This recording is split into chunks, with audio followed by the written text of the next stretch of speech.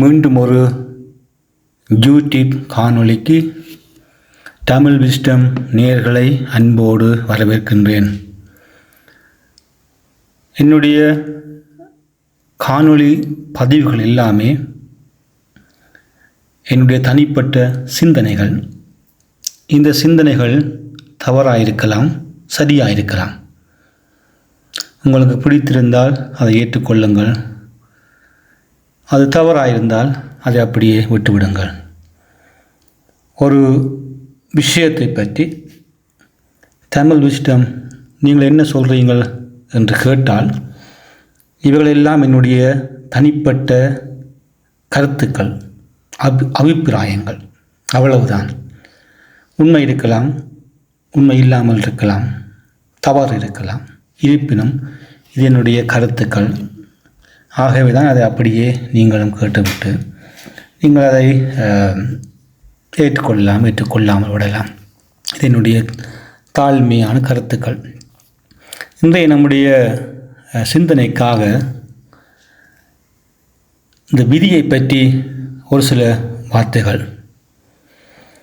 நம்ம எல்லோருமே கேள்விப்பட்டிருப்போம், விதியை மதியால் வெல்ல முடியுமா, வெல்ல வேண்டும் என்று ஒரு கருத்து இருக்கின்றது. நம்முடைய பழைய முன்னோர்கள் சொல்லியிருக்கின்றார், விதியை மதியால் வெல்லலாம் என்று. அப்படி விதியை மதியால் வெல்ல முடியுமா என்று பலருடைய இன்னும் ஒரு கேள்வி. அதனால் என்னுடைய தனிப்பட்ட சிந்தனை, தனிப்பட்ட கருத்து, இந்த விதியை மதியால் வெல்ல வேண்டும் என்பது பற்றி இதில் நான் உங்களோடு பகிர்ந்து கொள்ள விரும்புகின்றேன். அதை புரிந்து கொள்வதற்கு முதல்ல விதி என்றால் என்ன என்று தெரிய வேண்டும் நம் வாழ்க்கையில். அதே போல் மதி என்றால் என்னவென்று தெரிய வேண்டும். அதே போல் இந்த விதியை மதியால் வெல்ல முடியுமா என்பதை நம்ம புரிந்து கொள்ள வேண்டும். விதி என்றால் என்ன அப்படின்னு பார்த்தோம்னு சொன்னால், நம்முடைய வாழ்க்கையில் ஏதோ ஒரு விதத்தில் ஒரு அமைப்பு, அதை நாங்கள் விதி என்று சொல்கின்றோம், ஏற்கனவே தீர்மானிக்கப்பட்டிருக்கின்றது. அதனால தான் இந்த விதி நம்முடைய வாழ்க்கையில் தீர்மானிக்கப்பட்டிருக்குன்னு சொன்னால், முதல்ல நம்ம புரிந்து கொள்ள வேண்டியது, சில விடயங்கள் நம்முடைய வாழ்வில் மாற்ற முடியாதவைகள். அது ஏற்கனவே தீர்மானிக்கப்பட்டிருக்கின்றது. உதாரணத்துக்கு, நம்முடைய பிறப்போடு சம்பந்தப்பட்ட எல்லாமே விதியோடு சம்பந்தப்பட்டது, அதை மாற்ற முடியாது. உதாரணத்துக்கு, நம்முடைய அம்மா அப்பா, அது தீர்மானிப்பது விதி. நாங்கள் பிறக்கக்கு முன்பே இன்னாருக்கு, இந்த அம்மாவுக்கும் இந்த அப்பாவுக்கும் பிறக்க வேண்டும் என்பது விதி. அதை நாங்கள் மாற்ற முடியாது, தீர்மானிக்க முடியாது. எந்த நாட்டில் பிறக்க வேண்டும் என்பது விதி. எந்த இனத்தில் பிறக்க வேண்டும் என்பது விதி. எந்த மொழியில், எந்த மதத்தில் பிறக்க வேண்டும் என்பது விதி. இதை நாங்கள் மாற்ற முடியாது, ஏற்கனவே தீர்மானிக்கப்பட்ட விஷயங்கள். இது நம்ம பிறப்போடு சம்பந்தப்பட்ட விதி. அதனால் இதில் நமக்கு புரிவது என்ன, விதி என்று ஒன்று உண்டு. ஆனால் நாங்கள் குழப்பிக்கொள்வது என்னவென்றால், எல்லாவற்றையும் விதி என்று சொல்கிறோமே, அங்கு தான் குழப்பம் வருகின்றது. உதாரணத்துக்கு, கண்ணுக்குள்ளே தூசி போனால் அது விதி என்றோம். ரோட்டில் கல்லடித்தால் காலில் அது விதி என்றோம். அப்படி சின்ன சின்ன விஷயத்துக்கெல்லாம் இந்த பெரிய விதியை நம்ம பாவிக்கின்றோமே, அதுதான் நம்முடைய தலைவிதி, நம்ம அறியாமை என்ற தலைவிதி. அதனால தான் நம்முடைய வாழ்க்கையினுடைய பெரிய பெரிய சம்பவங்களை தீர்மானிக்கப்பட்டு இருப்பது விதி. ஏற்கனவே தீர்மானிக்கப்பட்டிருக்கின்றது. ஏற்கனவே இந்த பிறப்போடு சம்பந்தப்பட்ட விஷயம் சொல்லியிருக்கின்றேன். பிறந்த பிற்பாடு கூட நம்முடைய வாழ்க்கையிலுடைய பெரிய நிகழ்வுகள் எல்லாமே தீர்மானிக்கப்பட்டிருக்கின்றது. நம்ம எங்கே படிக்க வேண்டும், நம்முடைய வாழ்க்கையினுடைய ஒரு பிரதானமான நிகழ்வு, அது விதி. நம்ம என்ன வேலை செய்ய வேண்டும், அது விதி. உதாரணத்தை பார்த்தோம்னா, சில பேர் ஆசிரியர்கள், அவருடைய வாழ்நாள் முழுக்க அவர்கள் கற்பித்து கொண்டே இருப்பார்கள், அது விதி. யாரை திருமணம் செய்து கொள்ள வேண்டும் என்பது அது விதி. எப்போ இறக்க வேண்டும் என்பது அது விதி. சில பிறப்பிலே வருகின்ற நோய்கள் அல்லது நீண்ட காலங்களுக்கு இருக்கின்ற நோய்கள் விதி. சில பேர் ஊனமாக பிறக்கின்றார்கள். நாம் தீர்மானிக்கல, விரும்ப இல்லை, ஆனால் விதி. நல்லது கெட்டது என்பது முக்கியமில்லை. இங்கு இந்த விதியை பற்றி சொல்லுகின்றேன். நாம் தீர்மானிக்கப்பட்டிருக்கின்றது. அதனால் பிறப்போடு சம்பந்தப்பட்ட விதிகளும் பிறந்த பிற்பாடு நம்முடைய வாழ்விலே நடக்கின்ற பெரிய நிகழ்வுகளும் விதியோடு சம்பந்தப்பட்டிருக்கின்றது. அது நமக்கு தெரிய வேண்டியது என்ன? விதி என்பது நம்முடைய வாழ்க்கையில் இருக்கின்றது.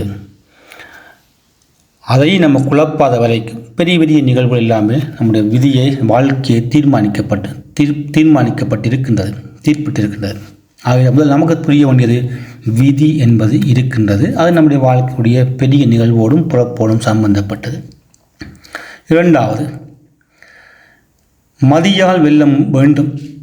இந்த மதி என்று சொன்னால் பல கருத்துக்கள் இருக்கின்ற தமிழில். அதிலேயும் பொதுவாக மக்கள் சொல்லுவது இந்த விதியை மதியால் வெல்ல வேண்டும் என்று பேசுகின்ற பொழுது பொதுவான மக்கள் இயல்பாக பேசுவது மதி என்றால் நம்முடைய புத்தியால் நம்ம விதியை வெல்ல முடியும் என்று சொல்லப்படுகின்றது. உண்மையில புத்தியால் வெல்ல முடியுமா விதியை என்ற கேள்வி இருக்கின்றது. மதி என்றால் இன்னும் ஒரு கருத்து இருக்கின்றது. புத்தர் சொல்லும் பொழுது அவர் மதி என்று குறிப்பிடுவது சந்திரனை. அதே போல் புருசுலி படத்தில் அவர் சொல்லுகின்ற பொழுது சந்திரனை சுட்டி காட்டுகின்றார். வாழ்க்கையில் ஏதாவது மாற்றம் செய்ய வேண்டும் என்றால் சந்திரனில் மாற்றத்தை ஏற்படுத்து. மதி சந்திரன். நாங்கள் பார்க்கின்ற நிலவு, சந்திரன், அங்கே மாற்றம் ஏற்பட்டால் வாழ்க்கையில் மாற்றம் ஏற்படும். அதனால் நம்முடைய வாழ்க்கைக்கும் நிலவுக்கும் சந்திரனுக்கும் ஏதோ சம்பந்தம் இருக்கின்றது. பருவம் வருகின்ற பொழுது நிலவை பார்த்து தெரிய வேண்டிய அவசியம் இல்லை. பலரை பார்த்தாலே தெரியும் பருவம் வந்து விட்டதென்று. ஏனென்று சொன்னால் சம்பந்தம் இருக்கின்றது. அந்த நிலவுக்கும் நம்ம வாழ்க்கைக்கும் சம்பந்தம் இருக்கின்றது என்பது நமக்கு தெரிகின்றது. ஆகவேதான் ஏதோ விதத்தில் ஏதோ ஒரு தொடர்பு நமக்கும் நிலவுக்கும் இருக்கின்றது. இதை பெரிய மகான்கள் சொல்லியிருக்கின்றார்கள். நம்முடைய விதியை மதியால் வெல்ல வேண்டும் என்று சொன்னால் நம்முடைய புத்தியால் அல்ல, ஏதோ ஒன்று நாம் பார்க்கின்ற நிலவில் அல்லது சந்திரனில் செய்ய வேண்டும். அங்கே தான் விஷயம் இருக்கின்றது. சந்திரன்லாம் விஷயம் இருக்கு, நிலவிலாம் விஷயம் இருக்கின்றது. நாம் நினைப்பது போன்று நிலவு ஒரு துணைக்கோள் அல்ல, அது ஒரு செயற்கைக்கோள், விண்கலம்.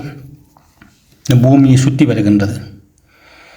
ஆகவே தான் பெரிய மகான்கள், தங்களை புரிந்து கொண்டவர்கள், என்லைட்மென்ட் பீயிங்ஸ், இவர்கள் இதை படியாக புரிந்துதான் நம்முடைய விதியை மாற்ற வேண்டும் என்றால் புத்தியால் மாற்ற முடியாது, முயற்சியால் மாற்ற முடியாது, சந்திரனில் நம்முடைய விதியை மாற்ற முடியும் என்று சொல்லியிருக்கின்றார்கள். அதனால் இன்றைக்கு விஞ்ஞானம் பலவிதமான கருத்துக்களை நிலவை பற்றி சொன்னாலும், நிலவில் ஆராய்ச்சி செய்வதற்கு மனுஷன் போகிறான் என்று சொன்னாலும் நிலவு என்பது இன்னும் ஒரு பொருள். நம்முடைய வாழ்வு அங்கே தீர்மானிக்கப்படுகின்றது. அதனால தான் இப்போ நம்ம இந்த கேள்விக்கு வருவோம்னு சொன்னால் விதியை மதியால் வெல்ல வேண்டும் அப்படின்னு சொல்லி மகான்கள் நமக்கு சொல்லியிருக்கின்றார்கள். அப்படி சொல்லியிருக்காங்கன்னு சொன்னால் நம்முடைய விதியை ஏற்கனவே பிறப்பினால் வந்த விதியை நடந்து முடிந்து விட்டது. ஆனால் வாழ்க்கையில் நடக்க இருக்கின்ற பெரிய நிகழ்வுகளை நம்மளால் மாற்ற முடியுமா என்று சொன்னால் நிச்சயமாக மாற்ற முடியும். பெரிய நிகழ்வுகள், அதான் விதியோடு சம்பந்தப்பட்டது. பெரிய நிகழ்வுகள் நிச்சயமாக மாற்ற முடியும். அப்படி நிச்சயமாக மாற்ற முடிய வேண்டுமென்று சொன்னால் நம்முடைய முயற்சி எல்லாமே இந்த நிலவு, நாங்கள் சொல்கிற நிலவு, பார்க்கின்ற நிலவு, சந்திரன், அங்கே ஏதோ ஒன்று நம்ம செய்ய வேண்டும். எப்படியே புத்தர் இதை கண்டுபிடித்தார் அல்லது மகான்கள் கண்டுபிடித்தார்கள். புத்தரை எப்படி கண்டுபிடித்திருக்க முடியும்? அந்த புத்தரன் நாம் சொல்கின்ற பொழுது தவத்துக்கு, தியானத்துக்கு, அதன் மூலமாக ஞானம் அடைந்தவர் புத்தர். அந்த புத்தர் ஞானம் பெற்ற நேரத்தில் அவர் போதி மரத்துக்களை இருந்து ஒரு கட்டத்தில் ஞானம் பெற்ற பௌர்ணமி என்ற ஞானம் பெற்ற அந்த நிகழ்வில் அவர் அனுபவத்தை சொல்லுகின்றார். நான் ஞானம் பெற்ற அந்த வேளையில் எத்தனையோ பிறப்புகள் எடுத்திருக்கிறேன் என்று சொல்லி அவர் தன்னுடைய ஞானம் அடைந்த அந்த இதனால் பார்க்கின்றார். கடந்த காலத்தில் பல பிறப்புகளை அவர் எடுத்திருக்கின்றார். ஆகவே அது ஒரு சக்கரம் மாதிரி, இறப்பதும் பிறப்பதும் ஒரு சக்கரம் மாதிரி, அதற்கு ஒரு சம்பந்தம் இருக்கின்றது நிலவில். அதை அவர் தவத்தின் மூலமாக, தியானத்தின் மூலமாக புத்தர் கண்டுபிடித்திருக்கின்றார். அங்குதான் முக்கியமான, நிலவில் தான் ஒரு முக்கியமான நம்முடைய வாழ்க்கையினுடைய பொருள் தங்கி இருக்கின்றது. கடைசியாக விதியை மதியால் வெல்ல முடியுமா அப்படின்னு பார்த்தால் நிச்சயமாக நடக்கப் போவது பெரிய நிகழ்வுகள் வாழ்க்கையில் முடியும். அதுக்கு ஒரே ஒரு வழி, இந்த புத்தரை போல தபம் செய்வதன் மூலமாக, தியானம் செய்வதன் மூலமாக ஒரு மனிதன் தன்னை புரிந்து கொள்ள முயற்சிக்கின்றான். தியானம் செய்யும்போது, தவம் செய்யும்போது தன்னை அவன் புரிந்து கொள்ளுகின்றான். அப்படி அவன் புரிந்து கொள்ளுகின்ற வேளையில் அவன் கடந்த காலங்களை புரிந்து கொள்ளுகின்றான், தன்னை பிறப்பை புரிந்து கொள்கின்றான், பிறப்பிலை விட்ட தவறுகளை புரிந்து கொள்ளுகின்றான், என்ன தவறு செய்யக்கூடாது என்பதையும் அவன் தியானத்தில் கற்றுக்கொள்ளுகின்றான். அதனால் தவம், தியானம், மெடிடேஷன் ஒரு மனிதனை இன்னும் ஒரு பரிமாணத்துக்கு கொண்டு போய் நம்முடைய ஊன கண்களால் பார்க்க முடியாத பல விஷயங்களை, நம்முடைய ஊன புலன்களால் அறிய முடியாத பல விஷயங்களை இந்த தியானம் அறிய வைக்கின்றது. எங்களை இன்னும் ஒரு பரிமாணத்தை கொண்டு போய் அறிய வைக்கின்றது. அப்படி தியானம் செய்ய நாம் முயற்சிக்கின்ற பொழுது, தியானம் செய்ய பழகுகின்ற பொழுது, அல்லது தியானம் செய்கின்ற பொழுது, தவம் செய்கின்ற பொழுது நம்முடைய இந்த பரிமாணம் மாற்றப்படுகின்றது. சாதாரண பரிமாணத்தில் இருந்து இன்னும் ஒரு பரிமாணத்திற்கு நம்முடைய வாழ்க்கை, நம்முடைய உயிர் செல்லுகின்ற பொழுது நம்மளால் இந்த பரிமாணத்தில் புரிந்து கொள்ள முடியாத பல விஷயங்களை அந்த பரிமாணத்தில் புரிந்து கொள்ளுகின்ற பொழுது நமக்கும் இந்த நிலவுக்கும் சம்பந்தம் இருக்கின்றது. நம்முடைய விதியை மாற்ற வேண்டும் என்று சொன்னால் அந்த மதி என்ற நிலவில் நாம் பல மாற்றங்களை செய்ய வேண்டும். அப்படி செய்வதற்கு தியானம், தவம் என்பது அவசியம் என்பதைத்தான் இந்த மகான்கள் நமக்கு சொல்லி இருக்கின்றார்கள். அதனால தான் ஓடி ஓடி அலைவதை விட நம்ம தியானம் செய்கின்ற பொழுது ஒரு நாளைக்கு சில நிமிடங்களாவது நம்ம மூச்சு பயிற்சி தியானம் செய்கின்ற பொழுது நம்முடைய பரிமாணம், வாழ்க்கை பரிமாணம் மாற்றம் அடைகின்ற பொழுது சிந்தனை மாறுகின்றது. பல அறிய முடியாத விஷயங்களை அறிந்து கொள்ளுகின்ற பக்குவம் வருகின்றது. அப்படி பக்குவம் வருகின்ற பொழுது நம்முடைய வாழ்க்கையை நெறிப்படுத்த, மாற்றிக்கொள்ள நாமளே கற்றுக்கொள்ளுவோம். இதைத்தான் நம்முடைய வாழ்க்கையை, விதியை மதியால் வெல்ல முடியுமா? நிச்சயமாக வெல்ல முடியும்.